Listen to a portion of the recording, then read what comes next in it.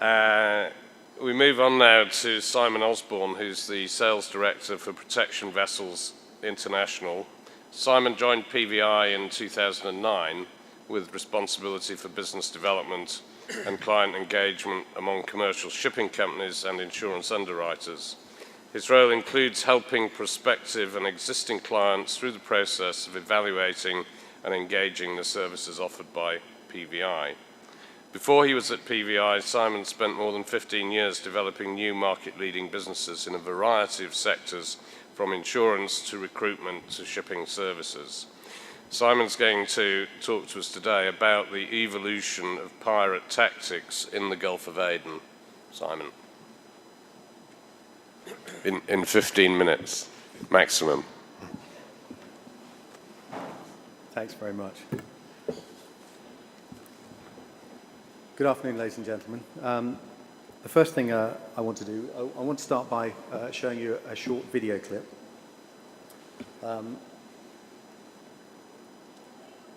Which doesn't have the same production values as the videos you saw earlier on today. But it's nevertheless this is a boarding by a pirate vessel. You'll notice that it's not a Somali pirate vessel. This is actually a boarding that took place in the Malacca Straits.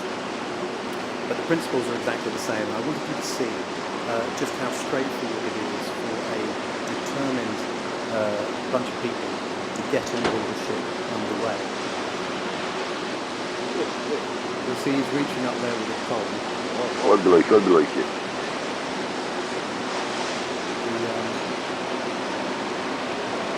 The pirates in the Malacca Straits don't tend to use ladders in the same way as they do in Somalia, but use a pole.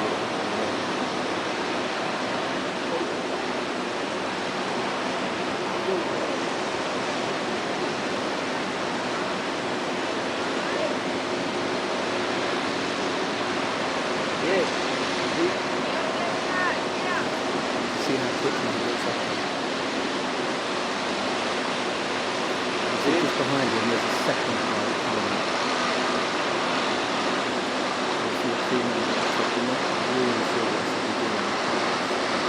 This is actually taken by the front camera at the master vessel.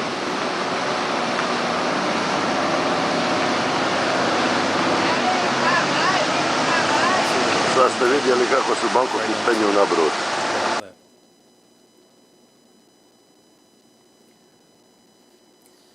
Now, I'm not here to talk about my company, but I just want to get across a couple of things, just really to put my comments into context. PVI is Protection Vessels International. We're specialists in maritime security. I think I started talking to Peter actually about Sammy in about nearly getting on for 4 years ago now. We've carried out, as of yesterday, 3,528 armed security transits. We employ just over 100 land-based staff in 2 offices in the UK and in other offices around the world. And we have about 600 vetted and trained security operatives, all of whom are British, all of whom are ex-Royal Marines. We only deploy, in fact, ex-Royal Marines. And as you'd expect, we provide security for some of the leading shipping companies in the world. What I am here to talk about is the evolution of pirate tactics, and specifically in the Gulf of Aden. So this is really Somali pirates. And these are some of the areas that I want to cover. As I said, I've been with PVI for just almost 4 years now. And since working with PVI, there's been a marked shift in the appetite for armed security amongst the shipping community. Early on, there was a real fear that armed security would lead to escalation.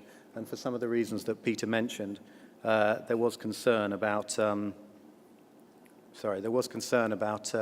the types of companies that were out there. There was certainly an image problem, and part of what Sammy does and the other companies and the other regulatory organizations is very much to demonstrate that these are companies within this sector that can deliver a very high level of service, and that companies don't need to be concerned so much with the quality of providers that they've got, or fear that there aren't the quality of providers that they would expect and the same sort of quality levels that they would expect from any other service providers that service the shipping industry. Many commentators, though, predicted that pirates would respond to this increase in armed security by better weapon systems, by bigger motherships, by better intelligence. But in fact, the surprising thing about the response by Somalis is that there hasn't been a seismic shift in their tactics, techniques, and procedures. But they are nevertheless adapting to an evolving environment and trying to work more efficiently within that. One change that we have noted is that instead of going aggressively after any target, pirates generally are going in with tentative approaches. They're not wanting to demonstrate their intent overtly. And the reasons for this is we believe that they are trying to determine the security capability of the vessel and really see whether there's an armed team on board. And they also probably realize that once they're identified as pirates, then all the other vessels in the area are going to be informed.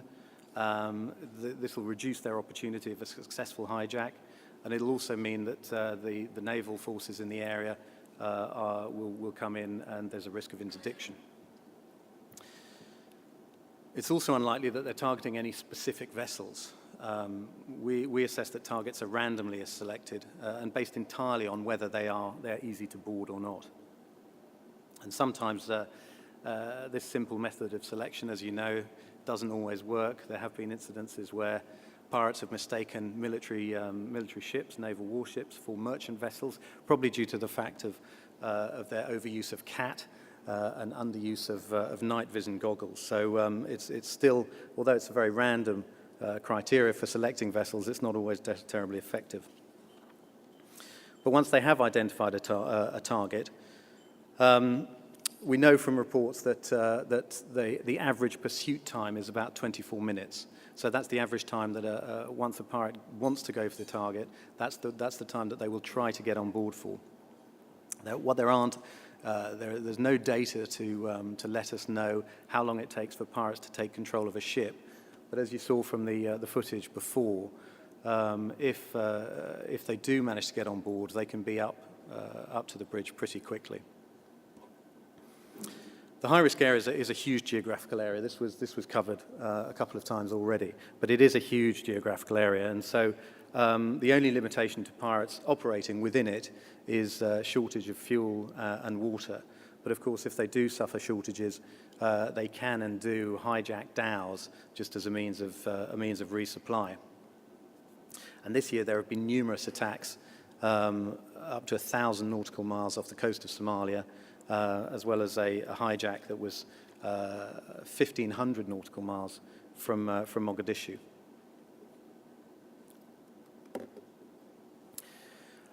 Another trend that we've picked up on, particularly in the last few weeks, are pirate operating groups, action groups operating north of their usual hunting grounds. So what we have seen in the Red Sea in late August and early September, we had PVI teams on board ships where there are approaches from skiffs containing weapons, drums, ladders, up to 100 nautical miles northwest of the Hanish Islands. Which is not an area that they've traditionally been hunting in. And they were probably operating further north than usual in order to catch vessels with a relaxed security posture. And on the other side of the HRA, towards this region, in April and July of this year, there have been a noticeable increase in pirate activity in the Gulf of Oman, targeting vessels calling at Fujairah. The drop-off in activity in this area has also coincided, of course, with the monsoon season and with the increased presence of Iranian warships. So it's really not possible to say whether, in more favorable weather conditions, whether these pirates will return to this region and to continue to attack vessels. Another changing tactic is the use of motherships. We saw earlier on that previously the hijacked vessels, the larger vessels, were used as motherships. There are instances of this. One of the earlier ones was the car carrier, the Asian Glory. But a Reuters report in April actually came out and said that pirates were moving away from using larger vessels as motherships. And the reason being that these ships are easier to track, as Muku stated, and target by naval forces. And dhows consequently have become the mothership of choice. And it looks like this model is here to stay. So it's very good to hear about the initiatives, the dhow initiatives, and it'll be very good to see what kind of impact that has in the coming months. But dhows, of course, allow pirates to resupply as well. They can resupply from the beach, but they're still large enough to carry large amounts of food and water. So they're particularly useful. Now, swarming is another popular debate that's been around for a while. The concern being that pirates would use overwhelming numbers to hijack ships. However, it's really unlikely that this is the case, and we have seen incidences of swarming, but increasingly we know that pirate action groups they don't really have the desire, potentially not the capability, to operate in large groups like this. Any ransom, if they were coordinating, for example, any ransom would have to be shared between different backers, and a large group of skiffs is far easier to track, obviously. And target for naval vessels. Also, as you can imagine, if they conducted a sustained attack on a heavily armed vessel, on a vessel that had a properly drilled and armed security team on, they could expect to have some pretty heavy casualties. And of course, if they were attacking an unarmed vessel, then they wouldn't need to attack in any great numbers. However, what we are seeing, and again this was brought up, was that there is usage of local fishing traffic as masking, and we are seeing vessels breaking away from larger fishing fleets when they coming closer to their target vessels and trying to attack. And it's also been assessed that fishing fleets, legitimate fishing fleets, are being coerced into the chase phase to participate in the chase phase of an attack. And what tends to happen is as the group of skiffs get closer to the vessel, then the fishing vessels will break off when they come into. They don't want to get into range of small arms fire, leaving the actual pirates to carry on the attack itself. Now, citadels are favoured by some shipping companies, but by no means all of them. And pirates do seem to understand that when a crew retreats to a citadel, then the conditions are favourable for a military assault. And so they understand that they have a fairly narrow window of opportunity to breach the citadel in order to take control of the ship. And consequently, what we have also seen is if they can't quickly breach the citadel, they're likely to abandon the ship because they know they'll be a quick target. And they've used various methods to do this, to try and breach the citadels. And these have included RPGs fired at the bulkheads, and increasingly the use of, to try and smoke out the crew. There have been fires set alight outside the doors and also in the air ducts that lead to citadels. And a bizarre, well, slightly bizarre tactic that they started to, or there is evidence that they've started to pursue, is the use of children. We had following the arrest of a PAG that attempted to board a ship that had a PVI team on board. The team leader was interviewed. He was debriefed by the local authorities, and during that interview, he was told that there were two small boys as part of the PAG who were captured with the pirates, and that they were used to get into small places, is how it was described. And in August of this year, it was reported that two Somali children, aged 11 and 12, were captured with pirates, and they were being flown back to Somalia from the Seychelles. So it's possible that these young boys were used for the same reason. We've seen also that another alarming trend is the treatment of crew. The change in treatment of crew, although from the Roberta's presentation earlier, we know that the treatment of crew has never been good. There's no doubt about that. But generally speaking, there was traditionally that seafarers were better treated, certainly than they are now. Not marvelously treated, but they were decently treated. And part of that was that there was a a business model, if you like. It's a terrible term, but a business model that was followed, that was traditional. It would play out over a couple of months in the early days of hijackings, and the pirates really had no interest in the maltreatment of crews. However, ransoms, of course, have increased astronomically since those times. In 2005, the Feisty Gas was ransomed for $315,000. And of course, the Sirius Star in 2009, in January 2009, was ransomed for $3 million. But the VLCC Irene, only 3 years after the Sirius Star, was ransomed for $13.5 million. And so because of this massive inflation, insurers and ship owners are less likely, or they're really not keen to settle the initial demand. And this leads, of course, to protracted negotiations. As a consequence of that, from time to time, the pirates are now issuing a hastener. What they're trying to do is to increase pressure, of course, on the ship owners to try and settle sooner. And this includes threats of violence to the crews. And the crews are also allowed and encouraged to make phone calls home, and of course these are terribly emotional phone calls where they'll be adding to the pressure to the ship owner to settle the ransom demands really as quickly as possible. And recently these threats have been carried out, as with Captain Chowie Wu, who had his arm amputated. He was the owner was refusing or hadn't paid the $3 million demanded ransom, and as a consequence he had his arm hacked off. And this tactic was taken a step further when a Syrian crew member was actually executed on the MV Orna that had been hijacked off the Seychelles in 2010. Again, this was really with the response to, this was a frustrated pirate action group. And a spokesman for the PAG holding the ship stated that the killing was a message to the owners of the ship who paid no heed to our ransom demands. And the other change really in the treatment of the crew has been when only part of the crews have been released when ships have been released after a ransom has been paid. The MT Gemini in November 2011, on its release, the pirates kept back 4 Korean crew members.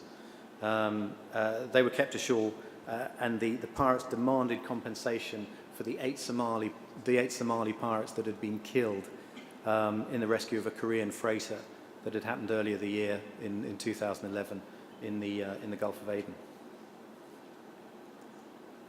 Now, just quickly, following on from that, of course, pirates are, and in view of changing the model, if you like, pirates are armed criminals with little or no respect for life. So if they're having a dry period during the monsoon period, for instance, that we saw last year in 2011, then they're perfectly happy to go ashore and target vulnerable people, kidnap vulnerable people for ransom. And you see on this map just how close there were. Judith Tebbutt, who was kidnapped, and in fact her husband was killed during the abduction. She was taken from Kiwayu Safari Village in Lamu, which is, there's a picture of this on the right hand side. You can see this is a very popular tourist destination. It's close to Somalia, and obviously very, very difficult to police. These are open beaches, and with a boat and some guns, then it's not really possible. I mean, there's no problem for an armed gang to actually operate with impunity there as well. And in fact, a French citizen was taken from Manda Island, which is very close to Lamu, only a month later. And there have also been there were kidnappings that happened in Galkayo in Somalia, and 4 aid workers were taken from the Somali-Kenyan border as well. But all of those were released after a military intervention. So really, just to sum up, what I want to say is that the success of the Somali model, if you like, is really down to its simplicity.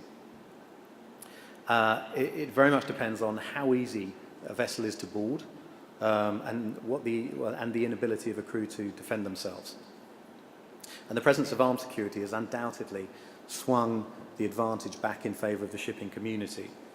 But our view is that pirate action groups really don't have the capability, the wherewithal, or the ability to change their modus operandi.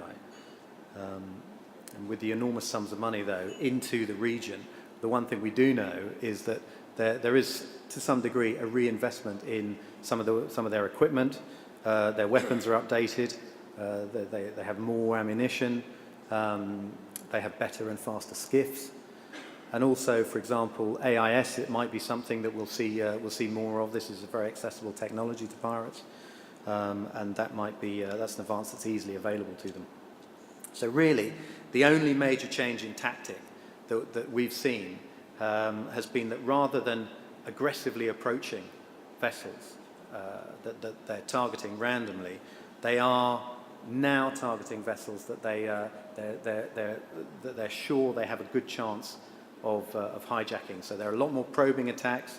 There are a lot more attacks where a lot more approaches that are taking place, but far fewer attacks. Thanks very much.